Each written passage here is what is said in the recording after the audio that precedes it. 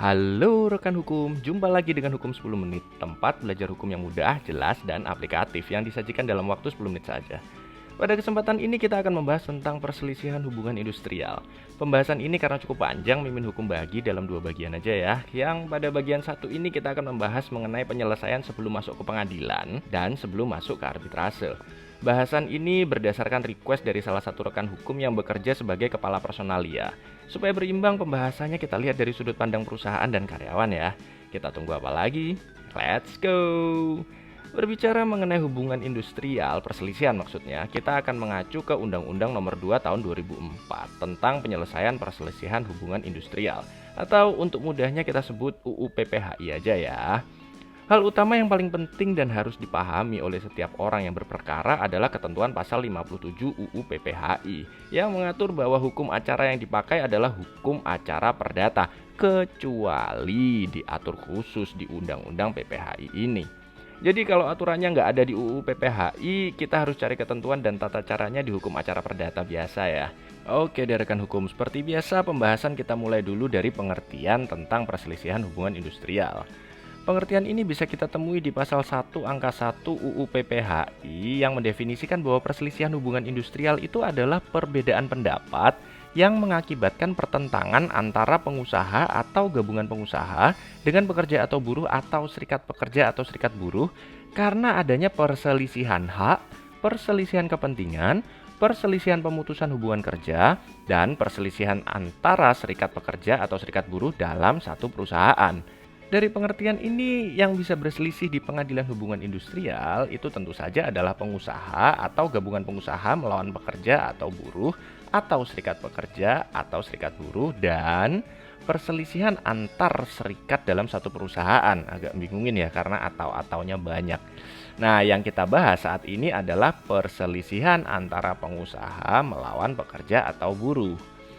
Untuk pengusaha, maka yang mewakili dirinya tentu saja adalah pengurus atau direkturnya. Tapi biasanya sih karena seorang direktur itu sibuk dengan operasional perusahaan, maka khusus untuk pengusaha yang berbentuk perseroan terbatas, direkturnya itu bisa memberikan kuasa kepada karyawannya untuk mewakili dirinya bersengketa di setiap tahapan. Ini dasarnya pasal 103 Undang-Undang Nomor 40 Tahun 2007 tentang perseroan terbatas. Sedangkan untuk pekerja atau buruh itu bisa bertindak untuk dan atas nama dirinya sendiri atau dia juga bisa memberikan kuasa kepada serikat pekerja atau serikat buruh yang sudah tercatat di Dinas Ketenagakerjaan untuk mewakili dia di setiap tahapan penyelesaian perselisihan. Dasar pemberian kuasa ini didasarkan pada pasal 25 ayat 1 huruf B Undang-Undang Nomor 21 Tahun 2000 tentang serikat pekerja atau serikat buruh. Atau kalau pengusaha maupun karyawan ingin diurus oleh seseorang yang memang profesional, setiap tahap proses penyelesaian sengketa ini bisa dikuasakan kepada advokat kok. Jadi setiap kuasa ini bisa mewakili pihak-pihak yang bersengketa di setiap tahapan ya. Oke rekan hukum, itu tadi mengenai pihak-pihak atau perwakilannya yang bisa tampil di penyelesaian perselisihan hubungan industrial. Sebelum kita lanjut ke pembahasan berikutnya, jangan lupa klik like dan klik tombol subscribe agar rekan hukum tidak ketinggalan video-video selanjutnya dari Hukum 10 Menit. Selanjutnya kita bahas mengenai persengketaan di perselisihan hubungan industrial itu sendiri. Perselisihan hubungan industrial itu hanya memiliki 3 pintu, yaitu perselisihan hak, perselisihan kepentingan, dan perselisihan tentang pemutusan hubungan kerja. Di sini Mimin Hukum disclaimer ya, karena memang tidak membahas tentang perselisihan antar serikat pekerja. Oke, langsung aja kita bahas mulai dari perselisihan hak. Perselisihan hak itu pada dasarnya adalah perselisihan tidak dipenuhinya hak karena perbedaan pelaksanaan atau penafsiran terhadap peraturan perundang-undangan atau perjanjian kerja atau peraturan perusahaan atau perjanjian kerja bersama. Sedangkan perselisihan kepentingan itu dikarenakan adanya ketidaksepakatan pada saat pembuatan dan atau perubahan syarat-syarat kerja yang tercantum di perjanjian kerja atau peraturan perusahaan atau perjanjian kerja bersama. Dan yang terakhir, perselisihan tentang pemutusan hubungan kerja itu apabila terjadi ketidaksepakatan terhadap pengakhiran hubungan kerja yang dilakukan oleh salah satu pihak, yaitu pihak pengusaha atau pekerja. Jadi kalau berselisih di sini jangan sampai salah pintu ya, bisa-bisa nanti sengketanya nggak diterima loh. Oke, selanjutnya kita bahas mengenai alur dan tata cara penyelesaian sengketa. Gambaran besarnya proses penyelesaiannya dimulai dengan tata urutan dari tahap bipartit. Kalau tahap bipartit ini tidak tercapai kesepakatan, maka selanjutnya penyelesaian sengketa bisa diajukan ke mediasi atau konsiliasi atau arbitrase. Jika pilihannya jatuh pada penyelesaian secara mediasi atau konsiliasi dan tidak tercapai kesepakatan di tahapan ini, maka selanjutnya bisa diajukan gugatan ke Pengadilan Hubungan Industrial. Sedangkan jika pilihannya adalah penyelesaian melalui badan arbitrase, maka putusan arbitrase itu tidak ada upaya hukum selanjutnya karena arbitrase itu memutus dalam tingkat terakhir. Tapi terhadap putusan arbitrase ini bisa dimintakan pembatalan kepada Mahkamah Agung. Panjang juga ya prosesnya. Kita bahas satu persatu ya. Untuk penyelesaian di tahap bipartit, proses ini dilakukan antara pengusaha dan pekerja, yaitu perundingan atau musyawarah yang tujuannya untuk mencapai kesepakatan atau mufakat. Musyawarah ini harus diselesaikan dalam jangka waktu 30 hari kerja, terhitung sejak tanggal dimulainya perundingan. Dan setiap hasil musyawarah yang dilakukan itu dituliskan dalam bentuk risalah. Jika musyawarah ini mencapai mufakat, maka antara pengusaha dan pekerja membuat perjanjian bersama, dan perjanjian bersama itu harus didaftarkan ke pengadilan. Lalu masalah selesai. Pengadilan di sini maksudnya Pengadilan Hubungan Industrial ya. Nah, lain kasusnya kalau salah satu pihak nggak mau musyawarah atau bipartit nggak selesai dalam jangka waktu 30 hari.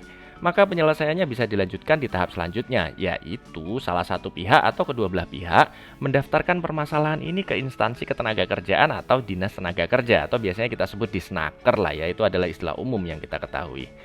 Pada saat pendaftaran ke disnaker ini, itu harus melampirkan bukti telah dilakukannya penyelesaian secara bipartit, yaitu risalah yang tadi dibuat saat bipartit. Nah, kalau salah satu pihak nggak mau bipartit gimana dong? Buktinya apa dong? Bukti yang diajukan bisa berupa surat panggilan atau ajakan bipartit yang tidak ditanggapi atau ditolak. Maka karena adanya konsekuensi ini, setiap surat atau penyerahan dokumen jangan lupa minta tanda terima dari pihak yang terima ya, supaya bisa dijadikan alat bukti nantinya. Setelah menerima bukti-bukti ini, maka disnaker yang menerima pendaftaran itu wajib memberikan pilihan kepada para pihak untuk penyelesaian melalui jalur konsiliasi atau jalur arbitrase. Nah, kalau nggak ada kesepakatan penyelesaiannya melalui jalur konsiliasi atau arbitrase, maka penyelesaiannya akan ditempuh melalui jalur mediasi. Di tahap mediasi ini, penyelesaian sengketa dipimpin oleh seorang mediator. Iyalah, namanya juga mediasi.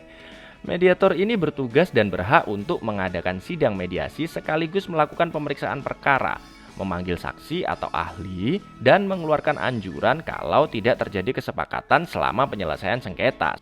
Setelah semua berkas dilengkapi oleh para pihak yang bersengketa dan diterima oleh mediator, maka dalam jangka waktu 7 hari kerja, mediator harus melakukan penelitian terhadap sengketa yang diterimanya. Nah, secepatnya setelah penelitian itu, mediator harus mengadakan sidang mediasi. Kalau ternyata di sidang mediasi terjadi kesepakatan, maka para pihak akan membuat perjanjian bersama dengan disaksikan oleh mediator, dan perjanjian bersama itu kemudian didaftarkan ke Pengadilan Hubungan Industrial. Sedangkan kalau nggak terjadi kesepakatan pada sidang mediasi, mediator menerbitkan anjuran selambat-lambatnya 10 hari kerja sejak sidang pertama. Anjuran ini harus ditanggapi oleh para pihak untuk menyatakan setuju atau tidak terhadap anjuran itu dalam jangka waktu 10 hari kerja sejak menerima anjuran. Nah, kalau para pihak setuju terhadap anjuran itu, maka mediator akan mendampingi para pihak untuk membuat perjanjian bersama selambat-lambatnya harus diselesaikan dalam jangka waktu 3 hari kerja sejak anjuran itu disetujui. Dan perjanjian bersama itu juga jangan lupa didaftarkan ke Pengadilan Hubungan Industrial ya. Nah, kalau salah satu pihak atau seluruh pihak nggak setuju atau nggak menjawab anjuran yang sudah diberikan oleh mediator, maka permasalahan ini bisa dilanjutkan ke Pengadilan Hubungan Industrial. Selanjutnya kita bahas jika para pihak setuju untuk mekanisme penyelesaiannya melalui jalur konsiliasi. Konsiliasi itu dipimpin oleh konsiliator dan sama seperti mediasi dalam jangka waktu 7 hari kerja, konsiliator harus mengadakan penelitian terhadap sengketa ini. Dan selambat-lambatnya pada hari kerja ke-8 terhitung sejak konsiliator menerima berkas-berkas, konsiliator harus mengadakan sidang konsiliasi yang pertama. Ya, sama seperti mediasi lah, kalau terjadi kesepakatan akan diadakan perjanjian bersama yang kemudian didaftarkan ke Pengadilan Hubungan Industrial. Sedangkan kalau tidak sepakat, maka konsiliator akan mengeluarkan anjuran, dan kalau anjuran itu disetujui oleh para pihak, maka sama juga sih dibuat perjanjian bersama untuk didaftarkan ke Pengadilan Hubungan Industrial. Sedangkan kalau nggak setuju, maka dapat diajukan gugatan ke Pengadilan Hubungan Industrial. Pada intinya, proses konsiliasi adalah sama persis seperti proses mediasi. Hanya saja yang membedakan adalah pelaksanaan sidangnya itu dipimpin oleh konsiliator, bukan mediator. Dan sidang hari pertama itu harus dilakukan selambat-lambatnya pada hari kerja ke-8 sejak permintaan konsiliasi diajukan. Oke, selanjutnya tentang arbitrase dan penyelesaian perselisihan hubungan industrial akan kita bahas di bagian kedua aja ya, karena pembahasan ini akan sangat panjang. Jadi tetap stay tune di Hukum 10 Menit dan ingat, peraturan dibuat bukan untuk dilanggar, melainkan untuk ditaati. Bye.